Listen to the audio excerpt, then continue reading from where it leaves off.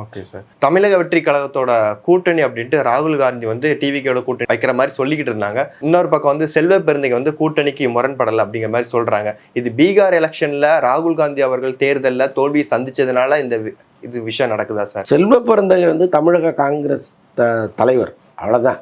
அவர் வந்து அகில இந்திய காங்கிரஸ்க்கெல்லாம் தலைவர் இல்லை. அதனால் அவர் நினைக்கிறது தான் நடக்கணும்னு கிடையாது. தலைமை என்ன முடிவெடுக்குதோ அதை செல்வ பெருந்தகை கேட்டு செய்யணும், அவ்வளோதான்.